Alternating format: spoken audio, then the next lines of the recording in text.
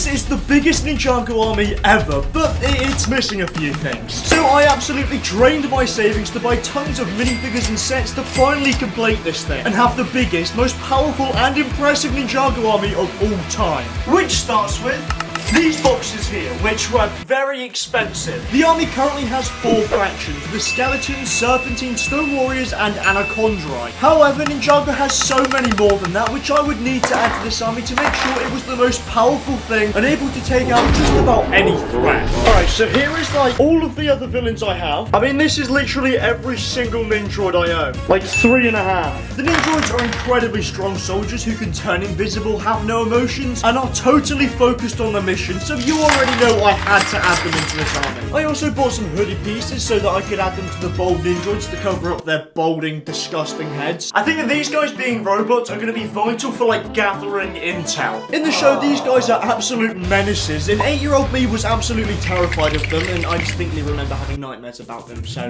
I went ahead and got myself a few little things. The Hover Hunters. So I grabbed an Ninjroid to help me build this thing up, and eventually I was left with an incredibly powerful ninja destroying machine with missiles and a razor blade which spins as it drives, which is just crazy. So naturally I went ahead and got myself another one.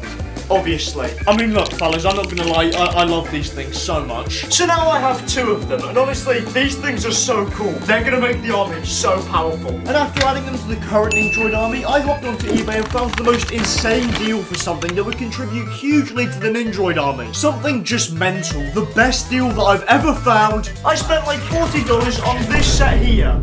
And literally just for that, I am in crippling debt. So after some more Ninjroid magic, the X1 Ninja Charger was done. But obviously, I don't really need it at all because these are actually the only 2 things that I wanted from this set and the reason I bought them. So now I was left with a pretty decent Ninjroid army, but compared to what I'd already built in part 1, it was basically nothing. Some of the most iconic soldiers from Ninjago are the Ghosts, who appeared in 2015 over 8 years ago. Although currently I have approximately 11 minifigures. So after some more spending, I started bulking out the army of Ghosts, which are insanely powerful because they can pass through solid objects, turn invisible, or even fly, which meant they would be very valuable. But one of the most important things about the Ghost is the fact that they can actually, like, possess people. And I bought something to do just that. These are called Screamers, and are a form of ghost which can attach to any enemy's head and possess them into doing whatever you want. So I grabbed every single elemental master I owned and put one of these on their heads. I did this for everyone, which left me with an incredibly powerful army of mind-controlled superheroes, with abilities like super speed, shape-shifting, even mind-reading, which makes this army already insanely overpowered. But then I also added in these boxes here. Alright, so first up,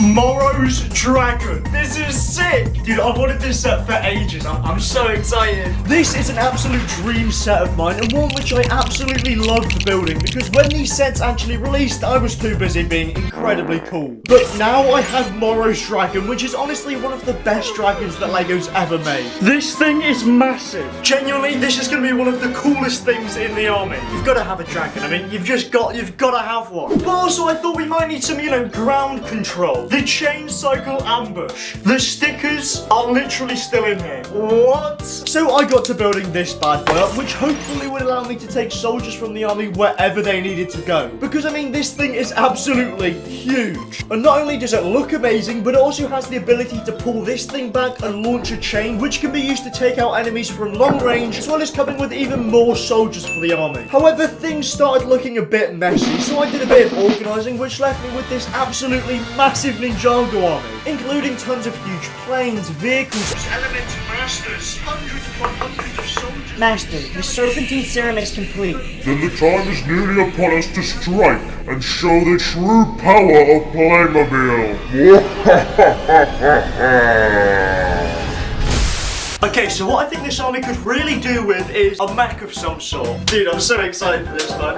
I went ahead and bought myself the Ghost Mech, a classic Ninjago set that is adored by most fans of the show and something that would be super useful in this army. Simply due to the strength and size of this thing, like imagine it running towards you. You're turning around and running the other way. And after like an hour or so of building, it was finally done. I have to say, I think this is genuinely possibly one of the best mechs that LEGO has like ever made. It's sick. 4 arms. arms, loads of weapons, tons of great detail. I mean, it's gonna be amazing in the army, okay? But one group of soldiers which people have been begging me to put in this army in the last video was the Sky Pirates. A group of loyal pirates who are specially equipped to traverse the skies. Now the army already has a few helicopters and things, but the issue is... Alright, so this currently is what I'm working with. It's not a lot, but I bought like tons of other minifigures. Much better. I bought tons of the same minifigure, which allowed me to just grab any random yellow head and make them into a pirate, which honestly worked pretty well, I'd say. But these pirates would be completely useless by themselves without any ships to fly. So I grabbed this first box, which just so happened to include the Sky Shop, a beautiful little jet thingy, which I began building up. And honestly, this thing is amazing. Coming with an extra pilot and a sleek design, I grabbed some extra clear bricks and placed it into the army. So now it can be used to drop dynamite on the enemies below. Very nice. However, LEGO released many more skyships than just this one, so I went ahead and bought this set here. This is sick. It's literally like brand new. The nostalgia is real. The Sky Pirates are some of my favourite characters because there's so many distinct characters like Doubloon and Clancy who actually came with this set. And after finishing off building, I added this bad boy over the army with details like this air balloon, pirate flag, and even a console of controls. But honestly, there's one more thing I really want to add, which I'm very excited to do. This Fortune's Key, the ultimate Sky Pirate ship. I mean, this thing is absolutely massive, and it's absolutely incredible in the show, making it one of my favourite Ninjago vehicles ever. But the parts weren't bagged, so it was going to take me a while. In total, it took around 4.5 hours to finish, but I'd say it was absolutely worth it with its huge propellers, skeleton on the front, massive interior, not to mention the two smaller ships it came with, like this one for my boy Clancy. So after adding in the pirates themselves, finally my work on this army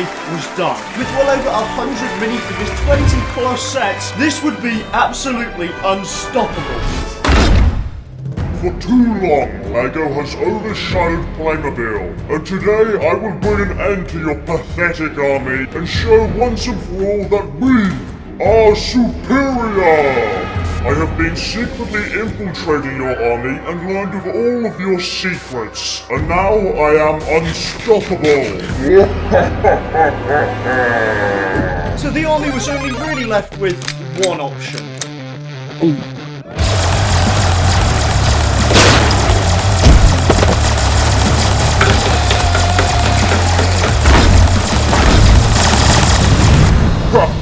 Pathetic. Wait, what's happening? No, stop! I called in some backup from the generic army to help me take him down. With over 200 unique armies created by people from across the globe and all walks of life, all united to take down this common enemy, we would be unstoppable. The creativity in these awesome armies was absolutely breathtaking, and the vastness of the soldiers and builds was insane. Altogether, these armies began to work against the Playmobil and slowly but surely ensure his inevitable demise. With fans of all ages sharing their unique creations, every single one was equally as incredible and impressive, which meant the Playmobil stood no chance whatsoever.